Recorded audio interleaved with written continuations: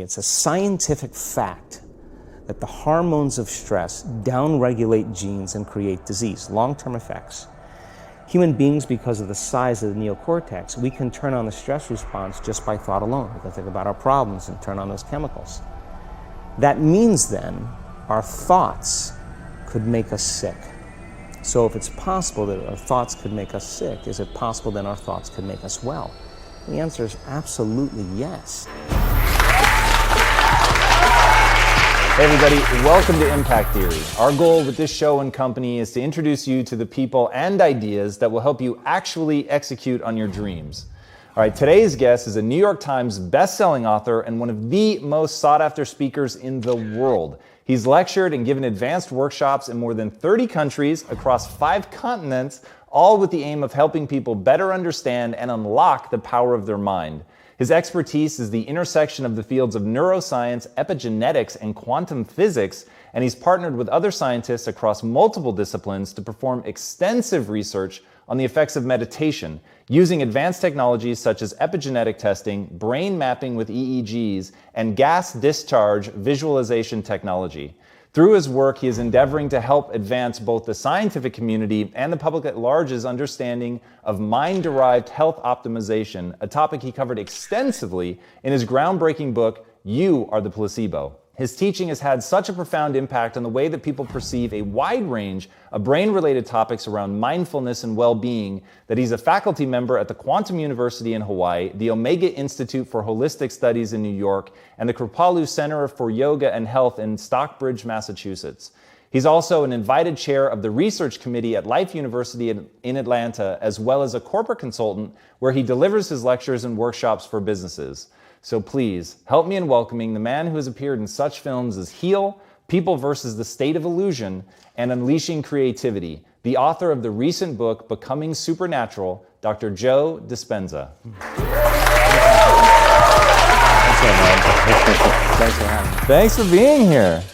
So diving into your world and how you perceive the sense of self and the way that you marry science to the way that we form memories, the way that we live in a perpetual state of reliving our past and things like that, it's really, really incredible. And I want to dive into the whole notion of you sort of being a habitual construct. Like what is that? What is the habit of you? Well, a habit is a redundant set of automatic, unconscious thoughts, behaviors, and emotions that's acquired through repetition. A habit is when you've done something so many times that your body now knows how to do it better than your mind. So if you think about it, people wake up in the morning, they begin to think about their problems. Those problems are circuits of memories in the brain. Each one of those memories are connected to people and things at certain times and places. And if the brain is a record of the past, the moment they start their day, they're already thinking in the past. Each one of those memories has an emotion. Emotions are the end product of past experiences. So the moment they recall those memories of their problems, they all of a sudden feel unhappy, they feel sad, they feel pain. Now, how you think and how you feel creates your state of being. So the person's entire state of being when they start their day is in the past. So what does that mean? The familiar past will sooner or later be predictable future. So if you believe that your thoughts have something to do with your destiny, and you can't think greater than how you feel, or feelings have become the means of thinking, by very definition of emotions, you're thinking in the past. And for the most part, you're going to keep creating the same life. So then people grab their cell phone, they check their WhatsApp, they check their text, they check their emails, they check Facebook, they take a picture of their feet, they post it on Facebook, they tweet something, they do Instagram, they check the news, and now they feel really connected to everything that's known in their life. And then they go through a series of routine behaviors. They get out of bed on the same side, they go to the toilet, they get a cup of coffee, they take a shower, they get dressed, they drive to work the same way, they do the same things, they see the same people that push the same emotional buttons, and that becomes the routine, and it becomes like a program. So now they've lost their free will to a program, and there's no unseen hand doing it to them.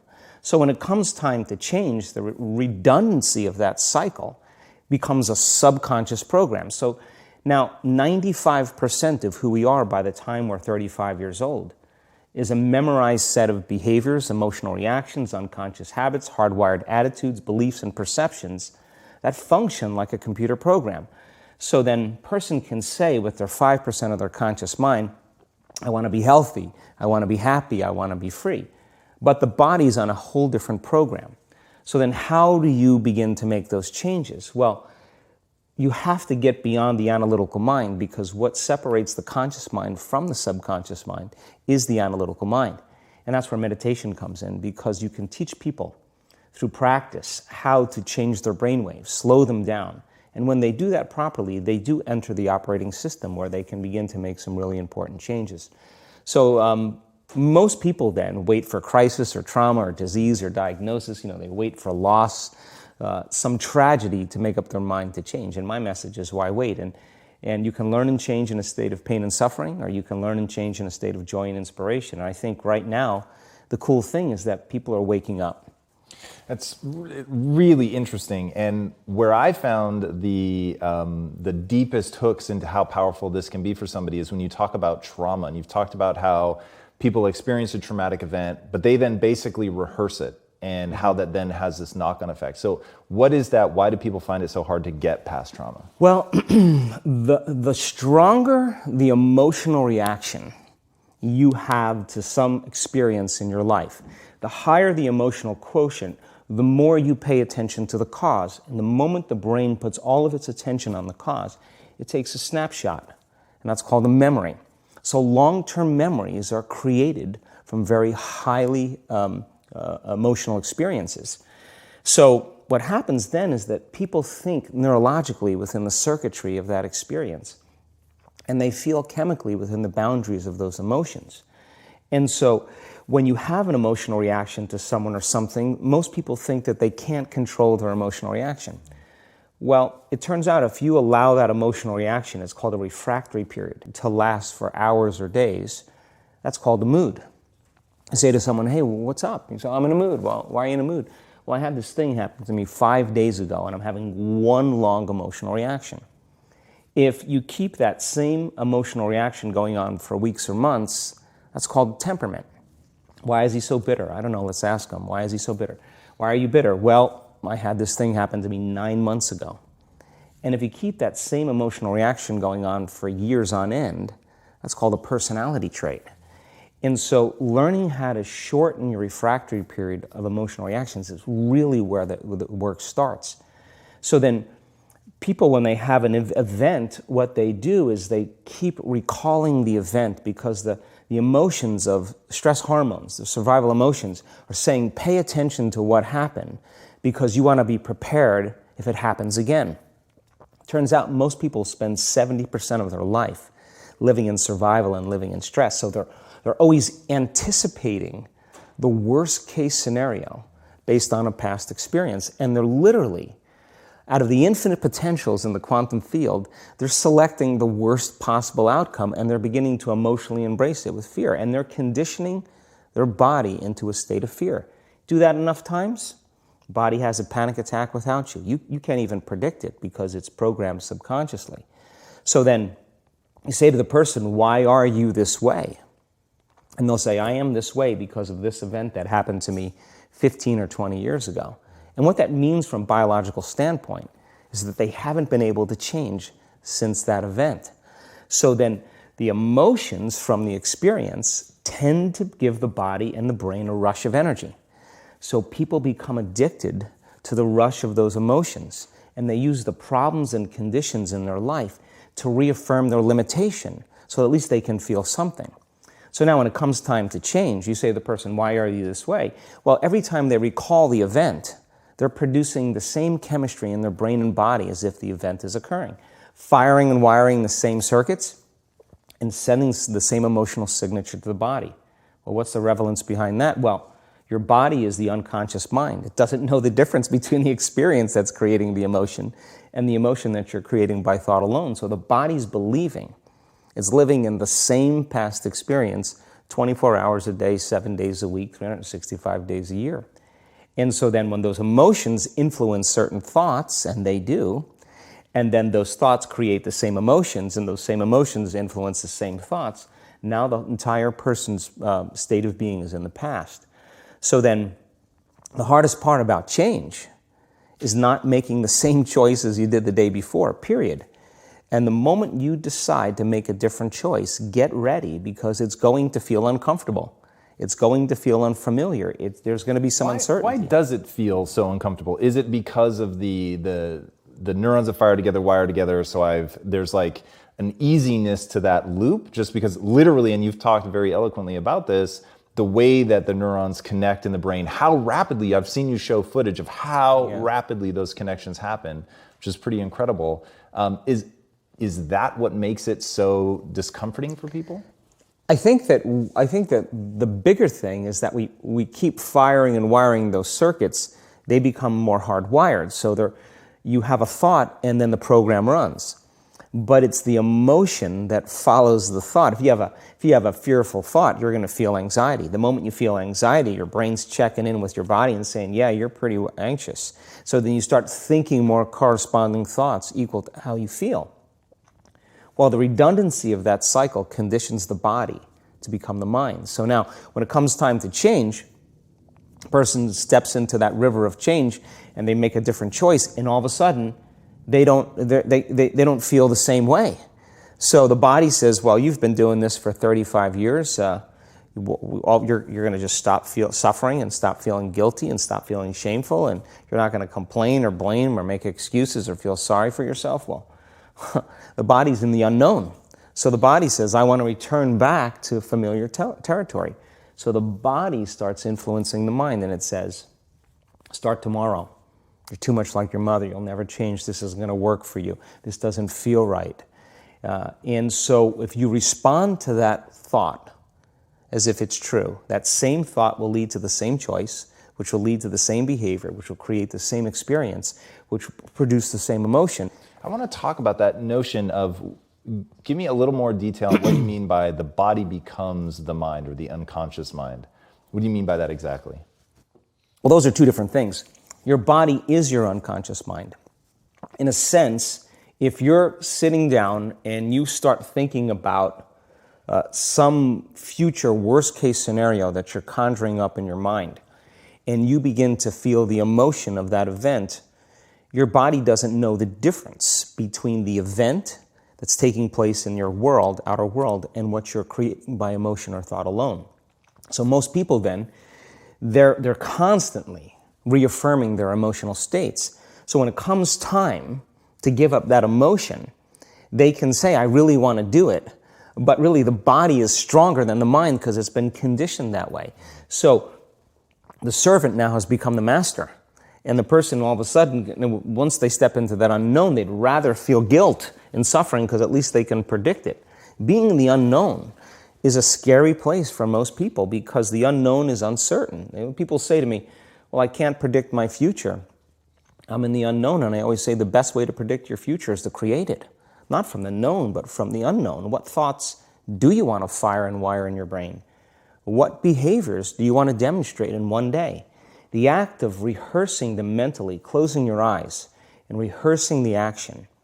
Rehearsing the reaction of what you want, or the action of what you want. By closing your eyes and mentally rehearsing some action. If you're truly present, the brain does not know the difference between what you're imaging and what you're experiencing in 3D world. So then you begin to install the neurological hardware in your brain to look like the event has already occurred. Now, your brain is no longer a record of the past. Now it's a map to the future.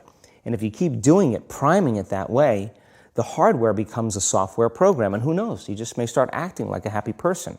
And then I think the hardest part is to teach our body emotionally what the future will feel like ahead of the actual experience. So what does that mean? You can't wait for your success to feel empowered. You can't wait for your wealth to feel abundant. You can't wait for your new relationship to feel love or your healing to feel whole. I mean, that's the old model of reality of cause and effect, waiting for something outside of us to change how we feel inside of us. And when we feel better inside of us, we pay attention to whoever or whatever caused it. But what that means then is that from the Newtonian world is that most people spend their whole life living in lack, waiting for something to change out there. What do you mean the Newtonian world? The Newtonian world is all about the predictable. It's all about predicting a future. But the quantum model of reality is about causing an effect. The moment you start feeling abundant and worthy, you are generating wealth. The moment you're empowered and feel it, you're beginning to step towards your success. The moment you start feeling whole, your healing begins. And when you love yourself and you love all of life, you'll create an equal. And now you're causing an effect. And I think that's the difference between living as a victim in your world, saying, I am this way because of this person or that thing or this experience. They made me think and feel this way. When you switch that around, you become a creator of your world, and you start saying, my thinking and my feeling is changing an outcome in my life. And now that's a whole different game, and we start believing more that we're creators of reality. So how do we go from, okay, I have this negative emotion, it's controlling my life, it's got me in this cycle of, I think about this emotion, which triggers a chemical reaction, which trains my body to feel that way, which makes it easier, more likely I will do it again, and so now I'm in this vicious cycle. And it's unconscious. Right, and you said, does your thinking create your environment, or does your environment create your thinking, which I thought was really, really interesting. So how do we then go from that, like mechanistically, to begin this visualization process of something that's empowering? It's me in a different state. It's my future self. Is it meditation? What does that look like? If you're not being defined by a vision of the future, then you're left with the old memories of the past, and you will be predictable in your life.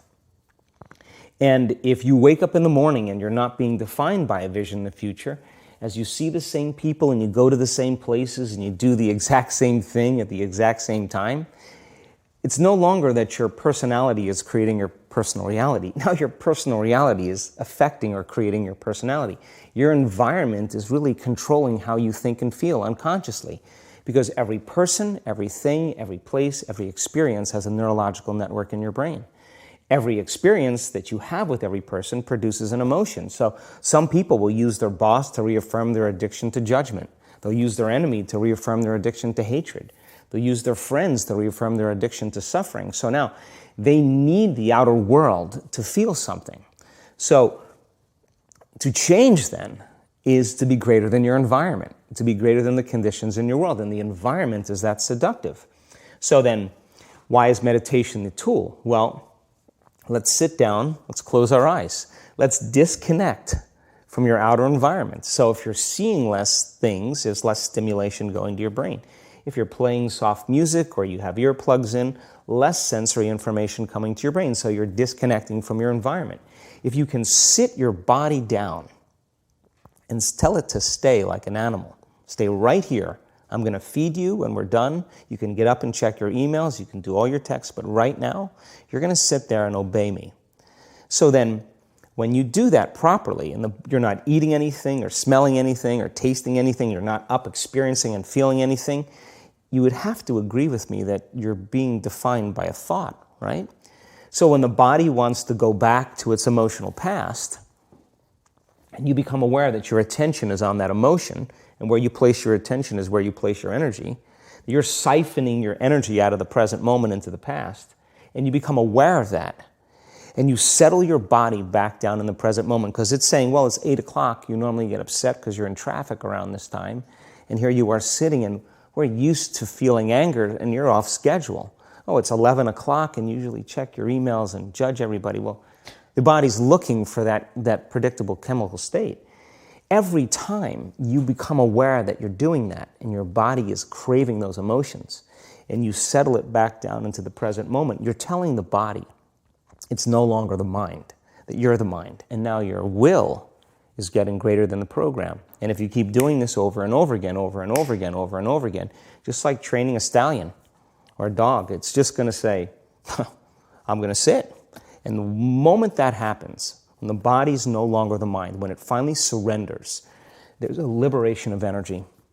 We go from particle to wave, from matter to energy, and we free ourselves from the chains of those emotions that keep us in the familiar past. And we've seen this thousands of times. In fact, we can actually predict it now on a brain scan. Yeah, I found that so interesting. Let's go a little bit harder on metacognition, the notion that you don't have to believe everything you think. I love the way that you talk about that. Yeah, we have a huge frontal lobe, and it's 40% of our entire brain. And most people, when they have a thought, they just think that that's the truth. And I think one of my greatest realizations in my own journey was just because you have a thought doesn't necessarily mean it's true.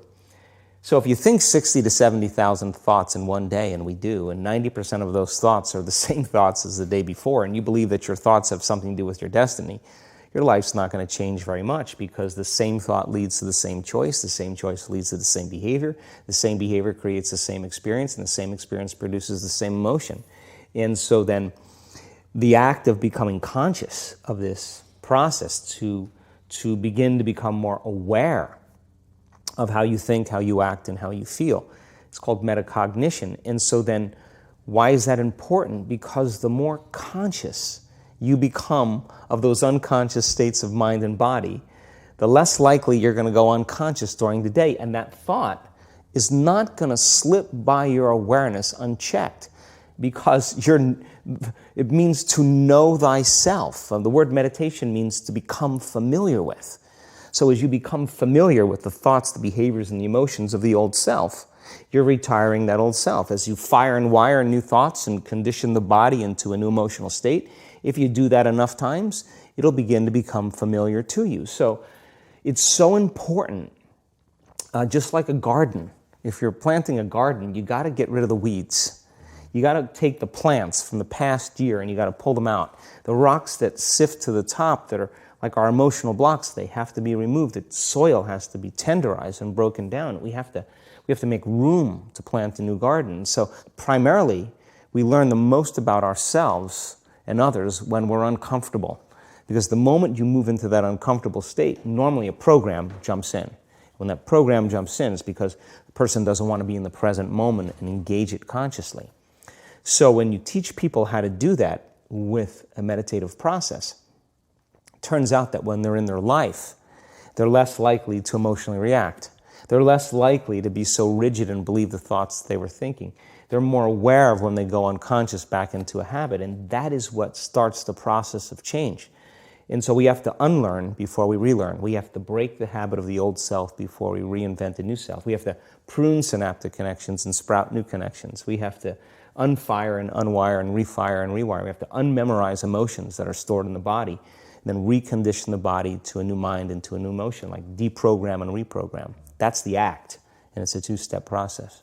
Yeah, I like the way that you call that out as an action. There was another thing that you said that I thought was really powerful about how insights themselves are essentially inert. They don't do anything.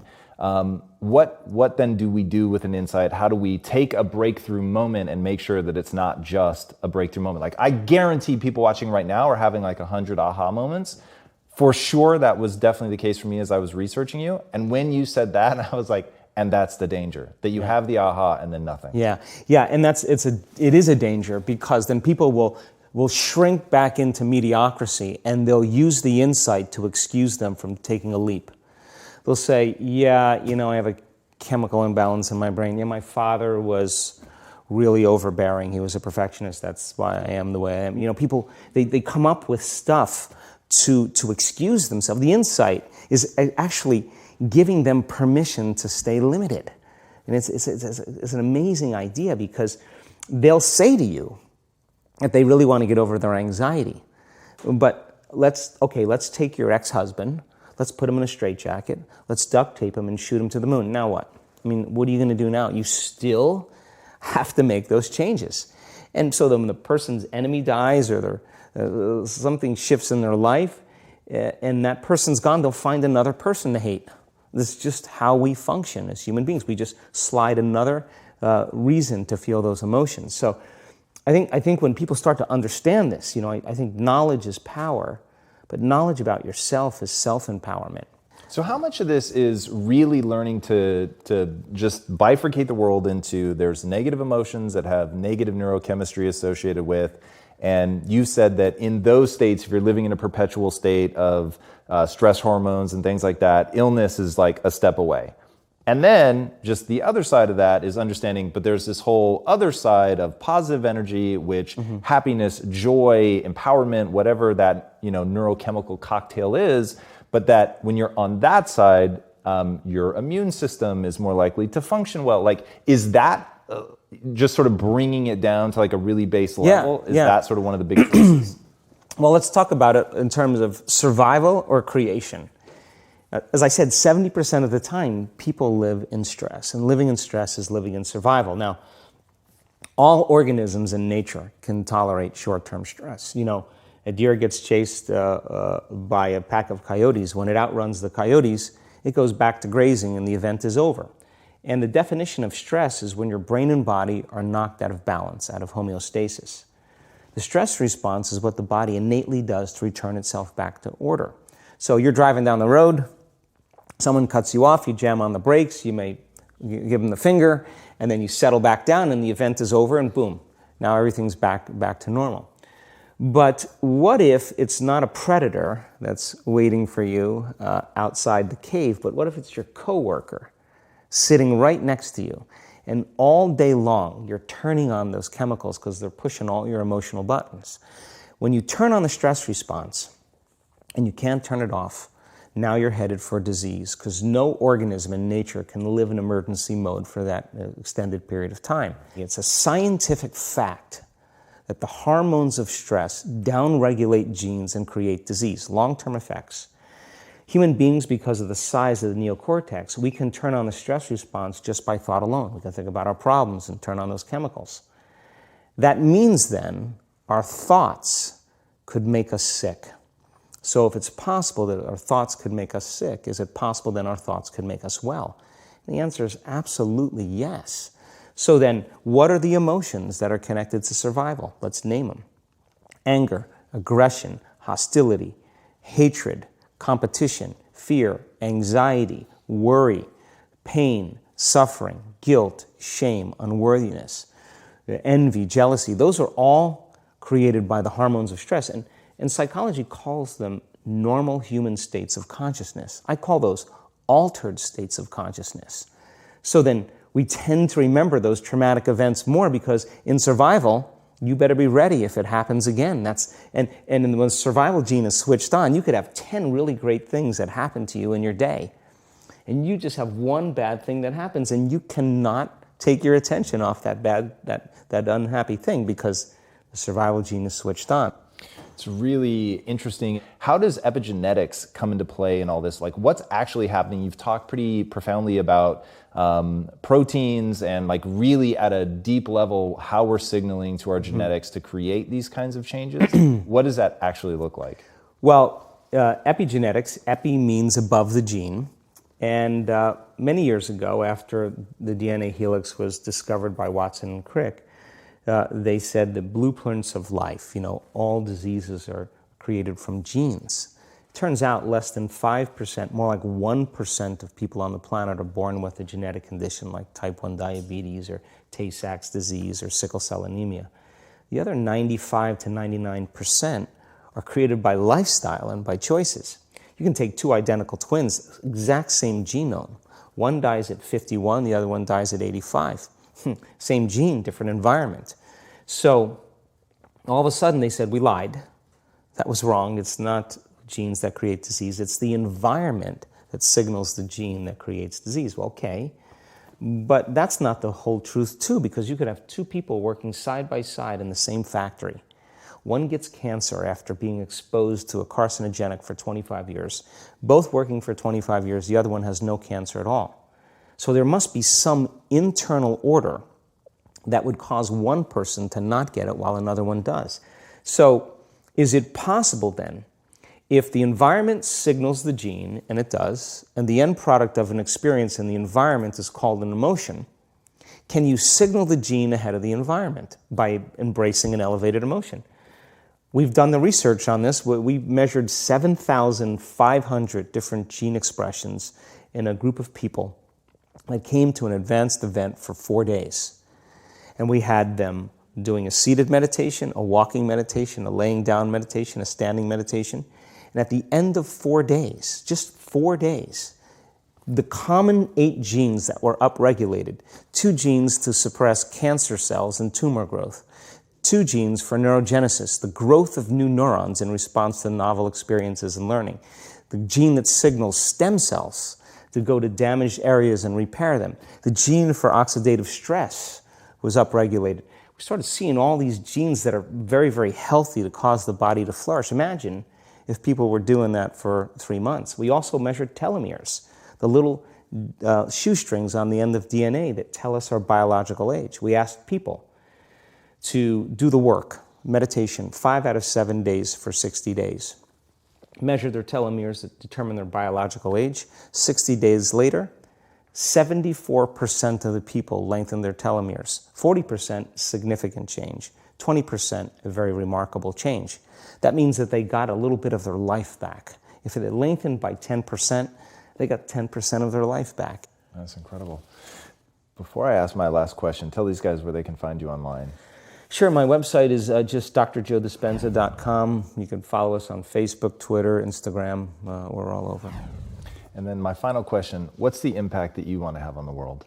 I think that the end game for me is to empower people to such a degree that they realize that they need less things outside of them to make them happy, less things outside of them to regulate their moods and their behaviors, and that they begin to use that kind of the power that we all have access to, and to really and to change the world, to make a difference so that there's more peace, there's more wholeness, there's more connection, that we support and love each other, we serve better, and I think that we have to start, for the most part, if everybody's working on themselves and doing their best to present the greatest ideal of themselves to the world, I think the world will be a better place. And so that's my passion, and I'm witnessing it happening now more than I ever thought I would. That's incredible. Joe, thank you so much for being here. It was amazing having you. Guys, go watch this man's videos. They are some of the best explanations of what's going on inside the mind that I've ever come across. There were several that I literally have people in my life that I'm going to force to sit down and watch these things. There's just incredible explanations of how you create yourself out of the things that you do habitually. The way that you think creates a feeling. The way that you feel creates thinking that matches that. And then you get in this cycle, and that coming down to that personality ultimately being a finite set of patterns in your brain, I think is really, really illuminating in terms of how we actually experience the world. And I think when people understand that it's within your control, that you don't have to believe every thought that you think, that you can step outside of that you can leverage metacognition to think about your thinking and deconstruct it and decide what you want to think about and start focusing on that, and create an entirely different version of yourself that has new, elevated feelings, that's over on the side of the positivity, empowering yourself. I think it's really incredible, and he gets deep into the mechanistic stuff, which I love. You guys will not regret diving deep into this man's world. I think you will get some incredible revelations. All right, if you haven't already, be sure to subscribe. And until next time, my friends, be legendary. Take care. So thank you so much for being here. That was incredible. Hey everybody, thank you so much for watching and being a part of this community. If you haven't already, be sure to subscribe. You're going to get weekly videos on building a growth mindset, cultivating grit, and unlocking your full potential.